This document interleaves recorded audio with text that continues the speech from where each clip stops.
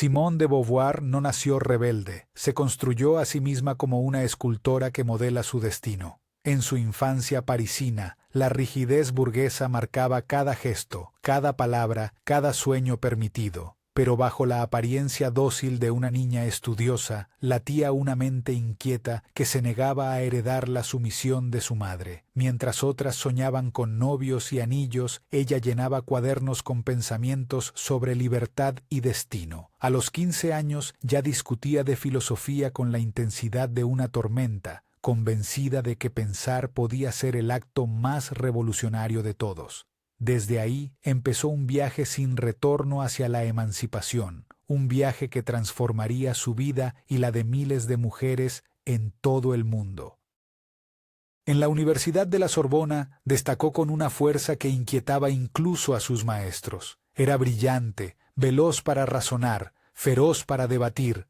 Allí conoció a Jean-Paul Sartre, aquel joven que compartía su hambre de preguntas imposibles. Entre cafés y noches de discusión surgió una alianza intelectual que rompería molde tras molde. No fue amor romántico al uso, fue un pacto de libertad en el que ambos decidieron reinventar las reglas del amor mismo. Mientras París se levantaba cada mañana en su rutina monótona, ellos desafiaban lo establecido. Simone ya no era solo una estudiante, era la semilla de una revolución silenciosa. La mujer que usaría la filosofía para dinamitar siglos de discursos que habían relegado a las voces femeninas al margen del pensamiento. Beauvoir comprendió pronto que la libertad tenía un precio alto, la soledad de pensar diferente.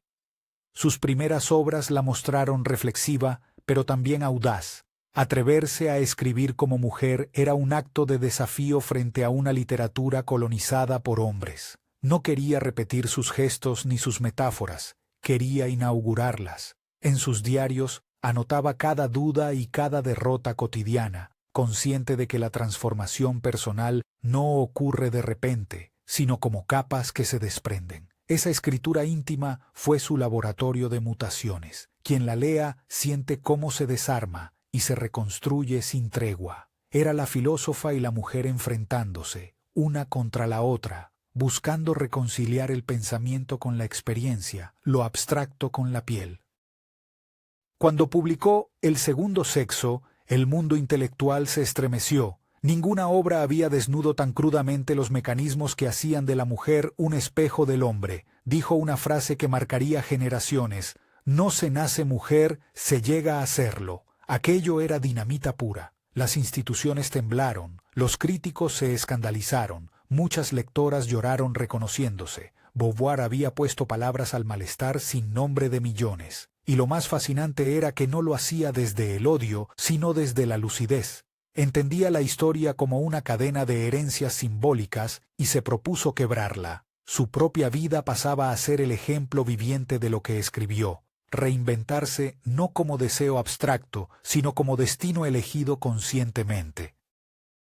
A medida que el éxito crecía, también crecía la vigilancia. Francia la celebraba y la temía. Entrevistas, cartas, debates, todos querían saber si esta mujer tan libre era también feliz. Simone respondía con ironía y firmeza, como quien conocía los límites de las etiquetas. Su pensamiento y su manera de vivir se mezclaban hasta confundirse, y eso desconcertaba. ¿Cómo categorizar a alguien que no quería categorías? Su transformación personal se volvió espejo para miles que comprendieron que el cambio no era un evento, sino un estado permanente. Para ella, vivir era pensar, y pensar era desafiar la inercia. Cada paso, cada libro, cada decisión apuntaba a una pregunta constante: ¿qué significa elegir de verdad la propia vida? Durante la Segunda Guerra Mundial, Beauvoir enfrentó un mundo en ruinas. En medio de la ocupación nazi, París era una ciudad gris que sobrevivía entre miedo y censura. Ella, sin embargo, convirtió ese contexto en un campo fértil para su reflexión. Observó cómo la libertad se reducía a algo tan concreto como la posibilidad de escribir o moverse sin delatarse. Entendió que la opresión no era solo política, era también íntima. Ese discernimiento la transformó todavía más. Ya no bastaba con vivir libre, debía construir pensamiento que ayudara a otros a hacerlo. En Cafeterías a Media Luz nació la ética existencialista que pondría al ser humano frente a su responsabilidad radical de escoger quién quiere ser, incluso cuando todo parece perdido. La década de los 50 la mostró en auge absoluto, escritora célebre, conferencista incansable, figura pública. Pero mientras la fama la envolvía, Beauvoir seguía cuestionando su propósito. No quería ser un mito, quería seguir cambiando. Comenzó a viajar, a observar otras culturas, a reconocer en ellas las grietas del mismo sistema que combatía con su pluma. En América Latina encontró juventud y rebeldía. En los Estados Unidos, contradicciones profundas entre libertad y desigualdad.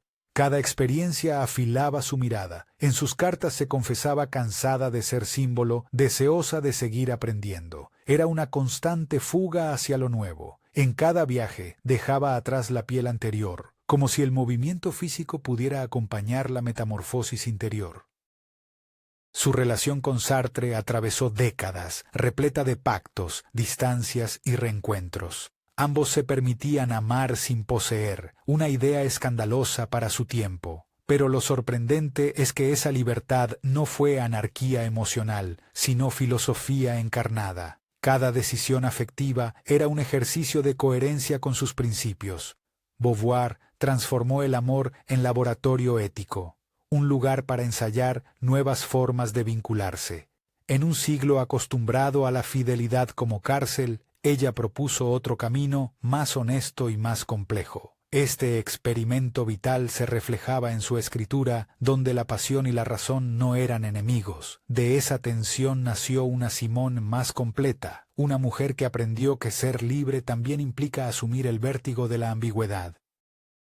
En los 60, cuando las calles se llenaron de protestas juveniles y el feminismo volvió a rugir, Beauvoir fue llamada a ser madre espiritual de un movimiento. No lo pidió, pero entendió su responsabilidad histórica. En sus apariciones públicas combinaba elegancia con contundencia. Le hablaba a un mundo que cambiaba demasiado lento, citaba ejemplos, denunciaba desigualdades, exigía escuchar voces silenciadas. Muchos esperaban discursos solemnes, pero ella prefería la provocación inteligente, ese tono sereno que encierra una bomba de pensamiento. Observaba a las jóvenes tomadas la universidad y veía en ellas su propio reflejo 20 años atrás. Así se completaba el ciclo. La rebelde de los 20 años se convertía, sin buscarlo, en guía de una revolución que apenas comenzaba. Pocas saben que también fue una pensadora del cuerpo, de la experiencia vivida más allá de las ideas. Su metamorfosis no solo fue intelectual, fue física. Rechazó los cánones de belleza impuestos, envejeció con valentía, habló del deseo femenino sin eufemismos. En una época en que el envejecimiento se escondía, ella lo enfrentó con dignidad feroz. Registró en sus diarios la sensación del tiempo y lo que significa seguir deseando cuando la sociedad ya no espera deseo de ti. Esa sinceridad radical fascinaba y descolocaba a partes iguales. Cada arruga era un testimonio de resistencia, cada página una afirmación de presencia. Transformarse implicaba aceptarse en todas las etapas, sin nostalgia, sin maquillaje simbólico, con la verdad tajante como única adornación posible. Beauvoir transformó su escritura en un espejo que obligaba a mirar sin filtro. En Memorias de una joven formal, desarmó su pasado pieza por pieza para entender cómo la formación familiar había intentado domesticarla. No se trataba de revancha, sino de conciencia. Esa capacidad de autoanálisis la convirtió en precursora del pensamiento autobiográfico moderno. Su vida era su experimento más radical. Cada confesión tenía precisión quirúrgica. Describir cómo se construye el yo dentro de un entorno opresivo, para luego liberarlo. Sus lectores sentían que hablaba con ellos, no desde un pedestal, sino desde la trinchera de la experiencia real. Esa cercanía multiplicó su impacto, porque mostraba que incluso la inteligencia más brillante también se forja en las contradicciones y en el dolor. A lo largo de los años 70, Simone navegó entre reconocimientos y ataques. Mientras algunos la veneraban como ícono, otros la definían como amenaza. Ella, fiel a su estilo, no se detenía. Participaba en debates sobre aborto, educación y sexualidad con la misma energía con la que había escrito sus tratados filosóficos. Lo hacía con voz firme, sabiendo que cada palabra podía volverse un titular o un escándalo. Pero no buscaba notoriedad, buscaba transformación real. Esa coherencia mantuvo su magnetismo intacto. Su público no la seguía solo por admiración, sino porque representaba la posibilidad tangible de ser diferente sin pedir permiso. Beauvoir ya era más que una autora. Era un fenómeno cultural que demostraba que filosofía y vida podían fundirse en una sola aventura.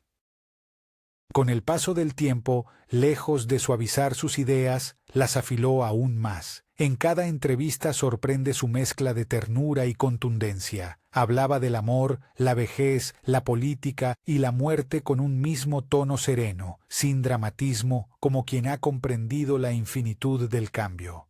Su metamorfosis nunca terminó. Asumía la contradicción como motor de crecimiento. En su correspondencia con escritoras jóvenes, las alentaba a no temer sus dudas, a verlas como materia de vida. Esa perspectiva la mantuvo intelectualmente viva cuando muchos ya habían cedido a la comodidad. Beauvoir sabía que el pensamiento que no incomoda muere, y por eso nunca dejó de provocar. En su serenidad latía la misma energía que la impulsó desde la adolescencia. Hoy su legado vibra con una fuerza casi profética. Leerla es presenciar la evolución de alguien que jamás aceptó un destino impuesto. Su historia personal demuestra que la libertad no se regala, se conquista cada día. Su transformación fue la de una persona que se enfrentó a su época y logró reescribir lo posible. En cada página dejó constancia de que la identidad es un proyecto en movimiento, no una etiqueta fija. Esa visión continúa inspirando nuevas generaciones que buscan romper sus propios moldes. De Beauvoir sigue viva en cada mente que se atreve a cuestionar, en cada mujer o hombre que decide no repetir un papel heredado. Su viaje no terminó con su muerte, porque su pensamiento aún invita a empezar el nuestro.